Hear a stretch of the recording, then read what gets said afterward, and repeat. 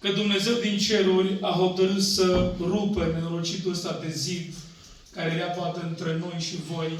Și Dumnezeu a lucrat, uitați, ca în anul acesta să ne facă o surpriză frumoasă în anul care vine, în anul 2021, să dea zidul la o parte și noi să putem să avem o colaborare frumoasă. După credeți-mă că biserica de acolo din Emde și biserica de aici, din moment dat, avem nevoie unul de altul, avem nevoie unii de alții. Voi aveți nevoie de noi și noi avem nevoie de dumneavoastră. Și împreună cu ajutorul lui Dumnezeu să ne pregătim pentru cer, pentru împărăția lui Dumnezeu. Ce a fost, va mai fi, așa este un proverb. Cred că Dumnezeu va începe din nou acea lucrare frumoasă, acea colaborare frumoasă între noi, să fie dragoste, pace, unitate între noi, lăudat, slăvit și binecuvântat să fie numele lui Dumnezeu. Scopul nu este altul decât împreună să slujim lui Dumnezeu și împreună să mergem în cer, să ne întâlnim acolo. Binecuvântat să fie numele Domnului, că oricum, dacă vrei să scapi de fratele tău aici, să spunem pe pământ, oricum te vei întâlni cu el în cer și o să scapi de el niciodată. Așa că e frumos să menținem această colaborare și să ne ajutăm unii pe alții. Rămân doar aici, nu vreau să intru prea multe detalii, îmi place să fiu scurt, pentru că nu vreau să dau voie la gândiri anumite, să gândească altceva, ci rămân doar aici, avem o colaborare, ne ajutăm unii pe alții și împreună să ne pregătim să mergem în cer. Amin.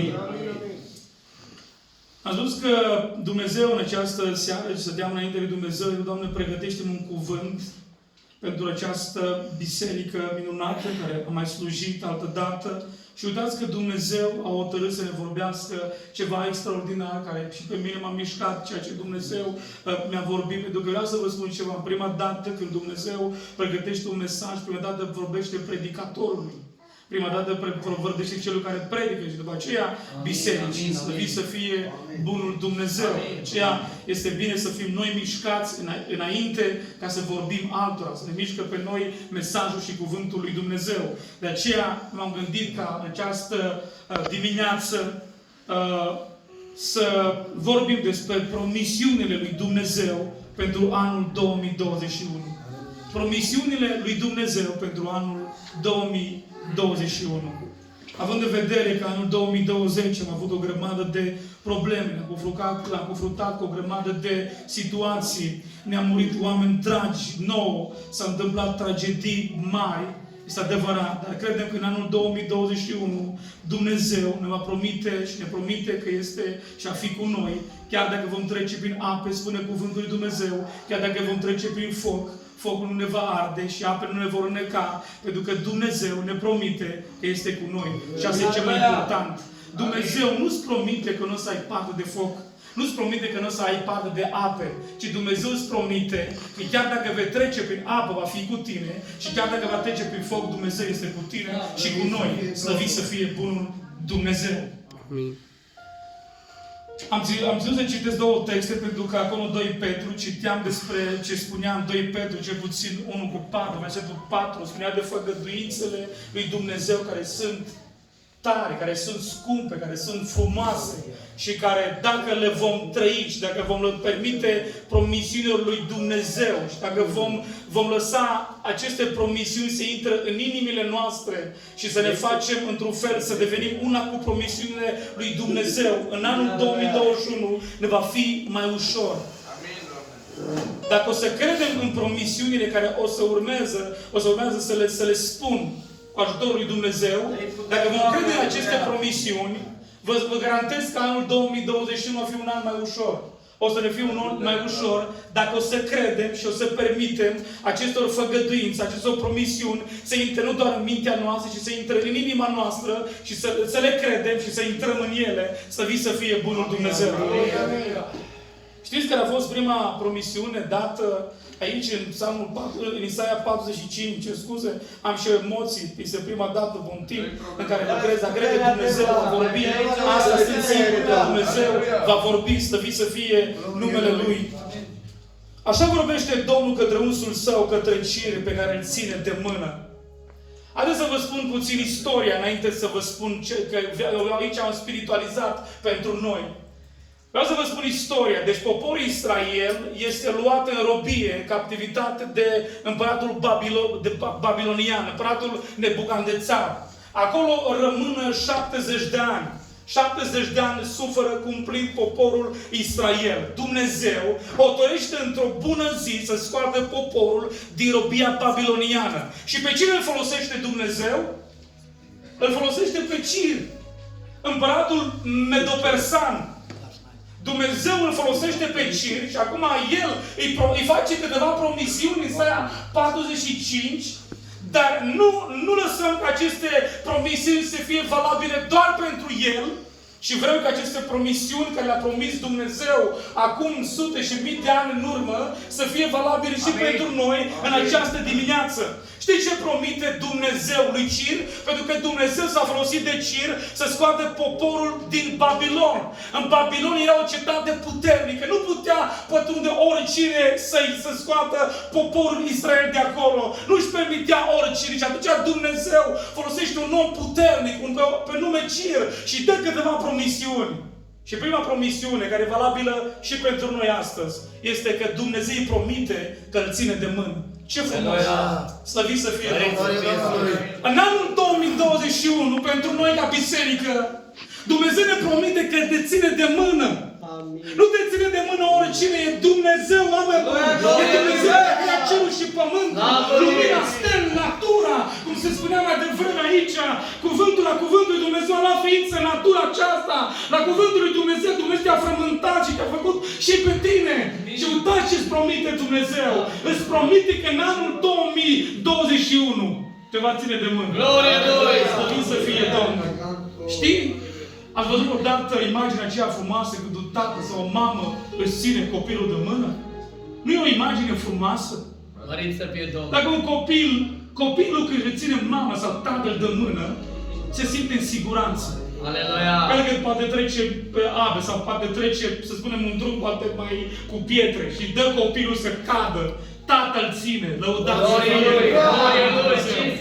În anul 2021 Dumnezeu îți face o promisiune frumoasă. Și a trebuit să intre nu doar în mintea, dar și în inima ta. Îți spun că în anul 2021, dacă vei crede această promisiune, îți va fi mai ușor. Credeți-mă! Anul 2021 să fie un an mai ușor pentru tine, chiar dacă vei trece prin greutăți. De ce? Pentru că Dumnezeu îți promite că te ține de mână. E mâna aceea puternică a lui Dumnezeu care a putut să scoate poporul Israel din Egipt. E mâna puternică a lui Dumnezeu. E mâna aceea lui Iisus Hristos care în momentul când Petru a înțeles greșit și a tăiat urechea acelui om care a venit împotriva Domnului Iisus, mâna lui spune că a luat și a pus-o înapoi. E mâna aceea care a fost trăgusă pe Calvar. Este mâna aceea care a fost trăgusă pentru tine. Dar ce îți promite Dumnezeu că te ține de mână. Ce frumos imaginea aceasta. Să știi că în anul 2021 care stă în față, ai un Dumnezeu puternic care te ține de mână. Și orice s-ar întâmpla cu tine, El îți promite că te ține de mână. Știți care e treaba? Promisiunile lui Dumnezeu, majoritatea promisiunilor lui Dumnezeu sunt condiționate.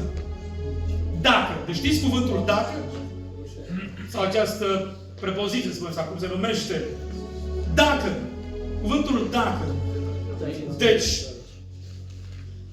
când se spune în drepturile propoziții cuvântul dacă, înseamnă că este condiționat.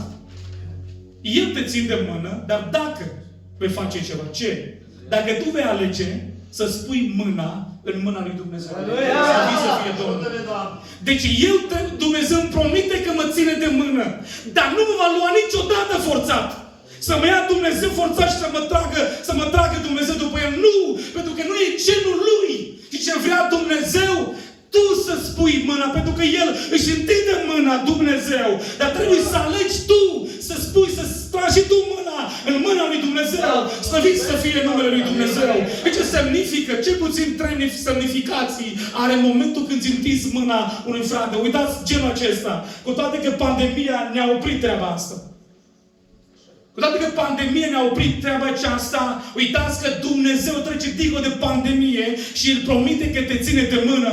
Chiar dacă nouă ne este greu să ne dăm, să mai salutăm cu mâna, Dumnezeu te salută în 2021, te ține de mână, El trece dincolo de pandemie Slăvit să fie numele Lui! Și înseamnă când dai mână cuiva, înseamnă în primul rând prietenie. Este mâna prieteniei. Slăvit să fie bunul Dumnezeu. În Ioan 15:14 spune, voi sunteți prietenii mei dacă păziți poruncile mele. Deci când dai mână cu cineva, este un semn al prieteniei. Asta înseamnă că prietenul tău e Dumnezeu. El alege să fie prietenul tău. Când îți întinde Dumnezeu mâna și tu îi întinzi lui Dumnezeu mâna în anul 2021, asta înseamnă prietenie. Este mâna prieteniei, că vrei să fii prieten cu Dumnezeu.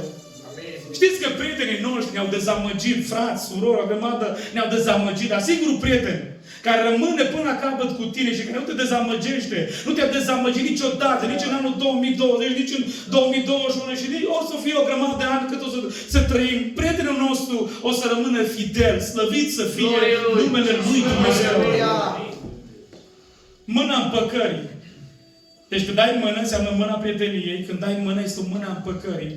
Adică dacă cumva ceva am întristat pe prietenul meu, pe Dumnezeu, și am făcut să sufere, acum trebuie să întind mâna lui Dumnezeu din nou și să mă împac din nou cu Dumnezeu. Asta înseamnă mâna împăcării. Citeam ceva aseară. Un profesor, de fapt o profesoară, după ce a terminat cursul, deci până la ora 2 ținea cursurile, da, ce învăța pe copii, doi elevi erau certați. Doi elevi erau certați. După ce a terminat cursul, de la ora 2, știi ce a făcut? Nu i-a dat drumul să se ducă acasă, până nu își vă da mâna unul cu altul să se împace. Ce a făcut? I-a băgat în școală, în clasă, și a spus, nu să plecați acasă, până nu dați mâna unul cu celălalt. A trecut o oră, tot nu au dat mână. Mai vine profesoara, nu vede tot separarea asta. Deci erau separați. Vine după 2 ore, tot la fel. Pe la urmă urmei, intră învățătoarea și își spune, nu o să vă dau drumul până nu o să dați mâna. Pentru că trebuie să vă împăcați, sunteți elevi. După insistențele profesoarei, au înțeles că ei trebuie să fie în pace. Și după aproape 3 ore, la ora 5 au plecat ei acasă și au dat mâna și au plecat acasă. Citeam că de atunci, de când și-au dat mâna acei prieteni, aproape a durat 50 de ani, nu s-a mai certat niciodată. Slăvit să fie Dumnezeu! Mâna împăcării. Deci nu numai mâna prieteniei, înseamnă și mâna împăcării. Și ce mai înseamnă mâna când întinzi o mână? Dică că înseamnă o mână a prieteniei, o mână a împăcării. Și ce mai înseamnă când întinzi o mână? Ai întins vreodată mâna salvării? Aleluia! Slăvit să fie Dumnezeu! Aleluia! Dumnezeu îți promite că te ține de mână. Și asta e mâna prieteniei, asta e mâna împăcării. Și asta este mâna salvării. Slăvit să fie bunul Dumnezeu! Amin, amin. Știți că mulți ați auzit povești și întâmplări de genul acesta când cineva ia să se scufunde și a întins o mână după el. Dar nu numai întâmplări cu le-am auzit noi sau le-am văzut pe YouTube sau am văzut anumite imagini, dar știm ceva în concret în cuvântul lui Dumnezeu. În momentul când Petru era să se scufunde, știți acea poveste frumoasă, întâmplare adevărată din Biblie, când Petru se uita în stânga și în dreapta și era să se scufunde și peduse nădejdea, și să se scufunde în apa aceea. Cineva i-a întins o mână și aia se numește mâna salvării. Slăvit să fie bunul Dumnezeu. Dar cumva s-a întâmplat în viața aceasta să fii descurajat și din cauza împrejurărilor că te-ai uitat în stânga și în dreapta și ai fost gata să te scufunzi. Uitați-vă că Dumnezeu promite o mână a salvării, slăvit să fie numele Lui. Și numai că Dumnezeu ne promite o mână a salvării de la un pericol, ci Dumnezeu ne-a promis salvarea de iad, slăvit să fie bunul Dumnezeu. Dumnezeu te-a salvat de păcatele tale, Dumnezeu te-a salvat de iad și Dumnezeu ți-a promis un cer în schimb. Slăvit să fie bunul Dumnezeu. Amin. În anul 2021, Dumnezeu îți promite că te ține de mână. Și asta nu ar trebui să fie doar la nivelul minții, asta trebuie să fie la nivelul Duhului, în inimă, în interior să coboară. Și în anul care va fi, să-ți imaginezi că cineva te ține de mână. Și este mâna prieteniei, este mâna împăcării, este mâna salvării pe care Dumnezeu ți-a promis-o. Amin, amin. O a doua promisiune care o face Dumnezeu spune: eu voi merge înaintea ta. Glorie Lui. Slăvit să fie Domnul. Eu voi merge înaintea ta. Noi știm ce s-a întâmplat în 2020. Dar în 2021 nu știu ce se va întâmpla. Aleluia. Nu știu viitorul. Glorie Lui. Dar trebuie să fim conștienți de un lucru. Și de promisiunea aceasta extraordinară a lui Dumnezeu. El îți promite că merge înaintea ta. Slăvit să fie bunul Dumnezeu. El merge înaintea ta și asta a promis-o multora, pentru că de multe ori noi nu putem face față problemelor ce ne stă în față, situațiilor, obstacolele ce ne întâmpinăm în față. Dar uitați că Dumnezeu a mers El și merge El înaintea noastră, dar și aici este condiționat. El promite că merge înaintea noastră, dar Dumnezeu nu forțează pe nimeni. Ce spune? Dacă voiește cineva să vină după mine, trebuie să facă ceva, să se lepede de sine, să-și ia crucea și să mă urmeze în fiecare zi. Nu o dată pe săptămână, nu doar duminica, nu doar luni sau marți, nu! Ci Dumnezeu dorește să-ți iei crucea în anul 2021 și să mergi după El, pentru că El ți-a promis că este înaintea ta, lăudat să fie numele Lui. Și înainte ca tu să suporți disprețul, îl suportă El, a suportat El. Înainte ca tu să vezi bajocul, a suportat-o El, a mers în față El, slăvit să fie numele Domnului. Acum este că noi, este condiționat. Nu ne-a forțat Dumnezeu în anul 2021 să ne ducă după El. Exact cu mâna, nici nu i-a forțat mâna. Și nici să ne ia după El nu ne-a forțat. Și spune, dacă voiește cineva să vină după mine. Adică și asta e condiționată. Promisiunile lui Dumnezeu sunt condiționate. Dacă vrei să faci parte și să beneficiezi de promisiunea aceasta lui Dumnezeu, că Dumnezeu ți-a promis că este înaintea ta, spui că Dumnezeu spune că trebuie să mergi după El. Dacă să mergi după El, nu mergi oricum, ci trebuie să te lepezi de tine, să-ți iei crucea și să mergi după Hristos. Dumnezeu din cerul să ne ajute. Domnul promite poporului Israel și spune așa, eu voi merge înaintea ta, spune, noaptea într-un stâlp de foc și ziua într-un stâlp de nor. Nu te teme că eu sunt cu tine și eu voi merge înaintea ta. Și asta face Dumnezeu. Lăudat să fie numele Domnului. Și totodată Dumnezeu a promis. Ce a promis Dumnezeu? Poporul Israel a promis o țară, nu? Îi promisese țara Canaan și a promis țara Canaan că va da țara Canaan. Slăvit să fie Dumnezeu. Atât de multe promisiuni a făcut Dumnezeu și Dumnezeu spune că El este credincios. Și se ține de cuvântul Lui, de promisiunile Lui. Deci Dumnezeu promite poporului Israel că merge înaintea Lui într-un stâlp de foc noaptea și într-un stâlp de nor ziua, da? Dumnezeu promite lucrul acesta. Se întâmplă că pe la jumătatea drumului poporul se încăpățânează și păcătuiește împotriva lui Dumnezeu. Și Dumnezeu este nevoit să se retragă. Din cauza că oamenii aceștia s-au împietrit, s-au încăpățânat și au păcătuit împotriva lui Dumnezeu în pustie și nu s-au bazat pe făgăduința lui Dumnezeu, că Dumnezeu este cu ei, Dumnezeu știi ce a spus lui Moise? A spus, uite, eu sunt credincios, că așa sunt eu. Chiar dacă voi sunteți necredincioși, spune Biblia, eu totuși rămân credincios. El când dă o promisiune, se ține de promisiune. Slăvit să fie bunul Dumnezeu. Uite, eu v-am promis că vă dau țara Canaan. Și vă dau. Eu nu vă mint. Dar din cauza păcatelor și căpățânii, eu mă retrag. Eu mă retrag. Și vă trimit pe cineva cu voi. Vă dau un înger să meargă cu voi. Ce a spus Moise? Nu.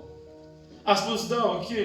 Dacă ne dai îngerul, ce mai ne trebuie? Dacă avem un înger cu noi, deci nu mai ne trebuie nimic. Așa a spus Moise? Nu. Ce a spus Moise? Dacă nu mergi tu cu noi. Dacă nu mergi tu cu noi, noi nu vom pleca de aici. Ajută-ne. Slăvit să fie Dumnezeu. Pentru că știm că Tu ne-ai promis că vei merge înaintea noastră. Și poți să ne dai o grămadă de îngeri. Și poți să ne dai o grămadă de heruvim și serafim. Și poți să trimiți orice ai trimite. Noi te vrem pe Tine, Doamne. Noi te vrem pe Tine. Și Dumnezeu din cerul este înduplecat și din nou pornește cu el la drum și până la urma urmei Dumnezeu îi duce în țara promisă. Slăvit să fie bunul Dumnezeu. De ce? Pentru că Dumnezeu ce promite, El se ține de cuvânt. Slăvit să fie numele lui Dumnezeu. Promite Dumnezeu lui Avraam, promite Dumnezeu lui Isaac, lui Iacov, face o grămadă de promisiuni lui Dumnezeu oamenilor lui și Dumnezeu se ține de promisiune, iubiții Domnului, cu toate că a întârziat. Ce spune lui Avram? O să-ți dau un copil, chiar dacă e greu, ești bătrân, soția ta la fel, nu puteți avea copii. Dar uitați, eu promit ceva, promit imposibilul. Slăvit să fie numele lui Dumnezeu. Numai Dumnezeu poate să promite imposibilul. Binecuvântat să fie numele Lui. Și atunci, Avram așteaptă un an, 2, 10. Aproape 25 de ani a așteptat Avram să se împlinească o promisiune a lui Dumnezeu. Dumnezeu îți promite, că trebuie să aștepți. Nu-ți pierde răbdarea. Nu-ți pierde credința. Cum spune o cântare, sau răbdarea. Ci rămâi în promisiunea lui Dumnezeu. Așteaptă promisiunea lui Dumnezeu. Pentru că Dumnezeu ce promite, El se ține de cuvânt. Cu toate că spuneam că majoritatea promisiunilor sunt condiționate. El promite că te ține de mână, pentru asta trebuie să pui mâna în mâna lui Dumnezeu. El îți promite că va merge înaintea ta și va face ceva Dumnezeu. El va merge înaintea ta, dar va merge cu un scop bine definit. Și ce face? Cel puțin două lucruri. Că va merge Dumnezeu în anul 2021 înaintea noastră, face cel puțin două lucruri, frații mei. Ce face? Voi netezi drumurile muntoase. Glorie Lui. Deci Dumnezeu promite că merge înaintea noastră în anul 2021 și promite ceva. Ce face El când merge înaintea noastră? Face cel puțin două lucruri. Unu, El va netezi drumurile muntoase. 1, 2, va sfârma ușile de aramă și va rupe zăvoară de fier. Slăvit să fie bunul Dumnezeu. Deci în anul 2021 merge înaintea ta, dar merge cu un scop bine definit. El știe că în anul 2021 vei întâmpina o grămadă de munți a problemelor pe care tu nu vei face față, nu vei avea putere să treci peste ele. Și atunci Dumnezeu îți promite că le va netezi. Slăvit să fie Dumnezeu! Slăvit să fie Dumnezeu! Nu e așa că e un Dumnezeu mare? Aleluia! Și merită să fie lăudat. Merită să ne închinăm, să ne dăruim acestui mare Dumnezeu. El promite că merge înaintea ta și face aceste lucruri. Va netezi drumurile muntoase și va sfărâma uși de aramă. În anul 2020 mi s-a întâmplat, poate și vouă și la toți, mi s-a întâmplat că deodată cerul părea de aramă deasupra noastră. Am strigat la Dumnezeu și deodată Dumnezeu poate n-a vrut să ne răspunde atunci. Și poate în anul 2020 mi s-au închis uși în nas.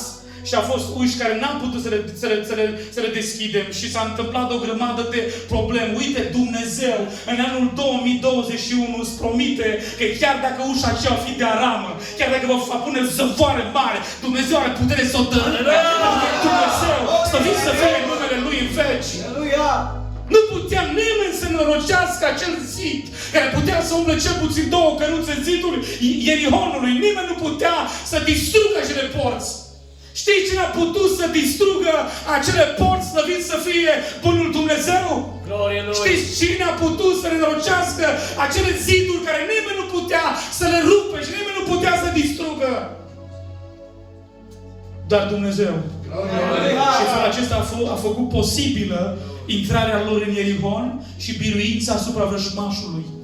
Slăvit să fie Dumnezeu.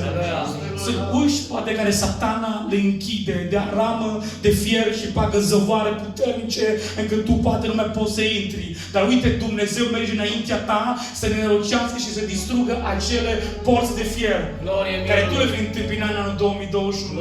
Dumnezeu deja este acolo, lucrează la ușă, să dea la o parte, ca să-ți fie bine ție și nouă la fiecare.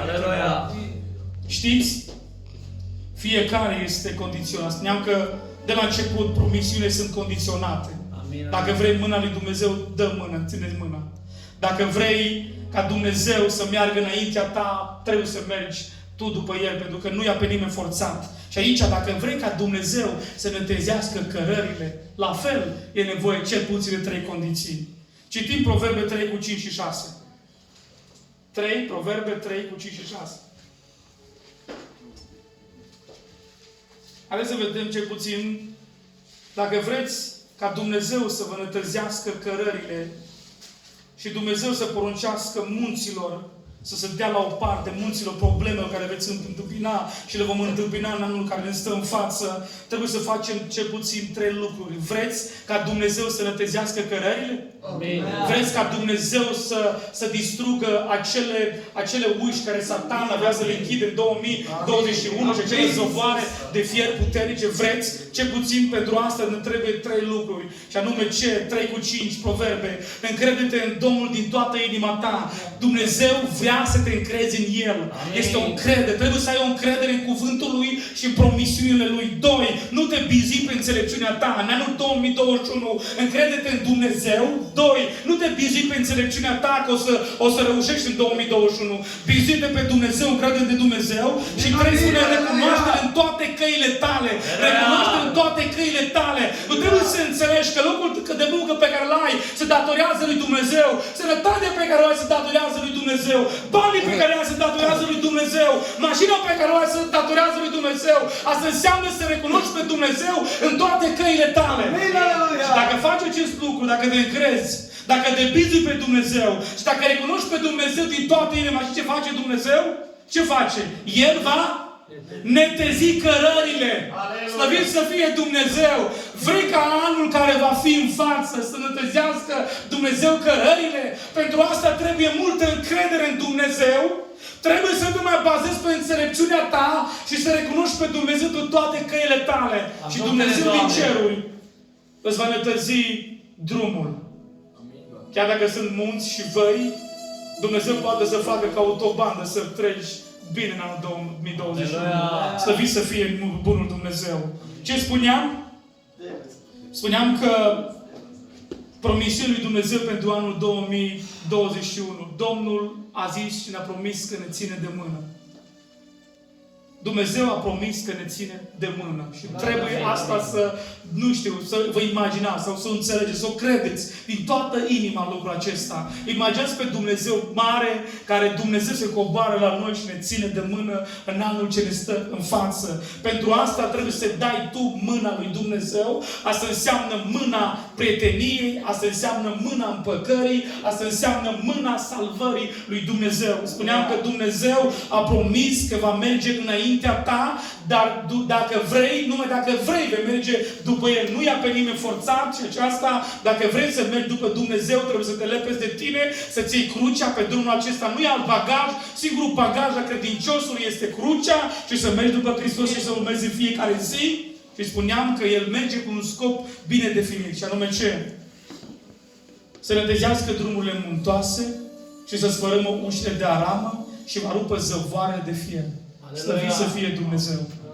Dacă se va întâmpla asta în 2021, Dumnezeu a promis că El va distruge orice zăvor și orice poartă. Dar pentru asta trebuie să recunoști pe Dumnezeu din toată inima ta, să te bizui pe înțelepciunea ta, să te încrezi în El. Și atunci Dumnezeu îți va netezi cărările. Și ultimul lucru, și aproape ultima promisiune din acest, că de fapt Biblia sunt sute, eu doar am amintit doar 3-4 promisiuni, sunt sute de promisiuni ale lui Dumnezeu, care noi ar trebui să le trăim, noi ar trebui să le credem aceste promisiuni, pentru că v-am spus, dacă le credem cu adevărat, o să ne fie mai ușor în anul 2021. Și atunci, ultima promisiune este ce va face Dumnezeu? Îți va da vistierii ascunse. Îți va da vistierii ascunse și bogății îngropate, ca să știi că eu sunt Domnul care te chem pe nume Dumnezeul Israel. În anul acesta Dumnezeu îți promite că îți va da niște vistierii ascunse și niște bogății îngropate.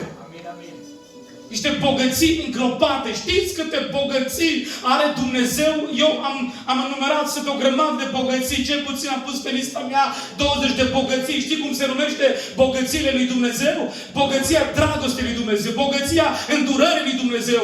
Bogăția harului lui Dumnezeu. Bogăția dragostei lui Dumnezeu. O grămadă de bogății. Și uitați, de multe ori Satana le-a ascuns de noi. De multe ori aceste bogății, aceste vistierii, Satana le-a ascuns de noi și nu ne vedem iubiții lui Dumnezeu. De multe ori suntem orbi în privința bogățiilor lui Dumnezeu pe care El le are cu privire la noi. Faptul că te trezești de dimineață, asta este bogăția îndurării lui Dumnezeu. Slăvit să fie Domnul. Nu se datorează unei alarme că te-a trezit ceasul deșteptător, ci trezirea ta și a familiei tale se datorează bogăției lui Dumnezeu, se datorează dragostei lui Dumnezeu. Binecuvântat să fie în numele Domnului. Amin, amin. Care în anul acesta, haideți să ridicăm în picioare, pentru că nu vreau să vă obosesc prea mult. Care în anul acesta ne-a promis ceva frumos și a trebuit să credem aceste făgăduințe și promisiunea lui Dumnezeu. Ne-a promis Dumnezeu că ne va ține de mână. Și asta este mâna lui Dumnezeu, nu este orice mână a unui om care merge cu tine până la un moment dat și după aceea se lapădă de tine. Este mâna puternică a lui Dumnezeu, a prietenului care rămâne până la capăt cu tine. Dumnezeu a promis că va merge înaintea ta în anul acesta și tu ar trebui să mergi după El. El, Dumnezeu, este Cel care a poruncit drumurile muntoase să fie netede, va sfârma ușile de aramă. Dumnezeu va deschide porți care nimeni nu le poate deschide. Și când Dumnezeu deschide o poartă, nimeni nu poate să o închidă. Lăudat să fie numele lui Dumnezeu. Și de anul acesta, Dumnezeu, toate vistierile care poate Satan le-a ascuns, toate bogății care Satana le-a îngropat de ochii tăi și poate nu le-ai văzut în anul 2020. Dumnezeu vrea să ți le scoate și să le vezi. Amin, Iisuse. Și a trebuit să vezi că în anul 2020 Harul lui Dumnezeu a fost peste tine, bunătatea lui Dumnezeu a fost peste tine, mila lui Dumnezeu a fost peste tine, peste copiii tăi. S-a întâmplat să rămâi în viață, poate că Dumnezeu are un plan și vrea să facă ceva cu tine. Astea sunt bogățiile ascunse, care de fapt Satana le-a ascuns de noi. Și în anul 2021 vrea Dumnezeu să aducă ca să le vezi și tu ce bogat e Dumnezeu, cât de bogat e El în mărăția Lui, în dragostea Lui, în bunătatea Lui, în mila Lui. Vrei să intri în aceste promisiuni ale lui Dumnezeu? Aleluia! Spune, Doamne, în anul 2021 eu n-am nevoie de un înger. Te rugăm, Iisuse. În anul 2021 eu am nevoie de Tine, Doamne. Nu știu ce va fi exact cum e și cântarea aceea. Nu știm ce va fi în anul 2021, dar știm ceva. Știm că Tu ne ții de mâna asta, o știm. Nu știm ce va fi în anul 2021, dar Tu ești cu noi și Tu ești înaintea noastră. Nu știm ce va fi în anul 2021. O să întâmpinăm munți mari de probleme, dar ai spus că le vei depărta, Doamne, și face loc nete. Nu știu ce va fi în anul 2021, o să fie uși închise de Satana, că nu se închide, dar știm că Tu le deschizi, că Tu ești puternic, că Tu ai cheile morții, că Tu ai cheile părățirii, că Tu deții toate cheile și că poți deschide orice ușă. Și dacă s-a întâmplat ca Satana să ascundă vistierii și bogății, și dacă anul acesta vom găsi comoară, precum acel om a găsit acea comoară în țarină, dacă se întâmplă cu adevărat să găsim comoara în anul 2000, vom face orice pentru comoara aceasta. Omul acela a spus, vând tot ce am. Îmi vând tot ce am, îmi vând casă, îmi vând animale pentru terenul acela, pentru că acolo am găsit o bogăție, am găsit o comoară. Dacă cu adevărat vei găsi comoara și bogăția lui Dumnezeu, renunță la orice de dragul acestei bogății nespuse. În anul acesta Dumnezeu din ceruri ne-a promis atâtea lucruri și vrem să le credem. Și dincolo de aceste promisiuni, a promis o promisiune extraordinară, care înainte să plece la cer a spus așa, eu mă duc să vă pregătesc un loc, ca acolo unde sunt eu să fiți și voi.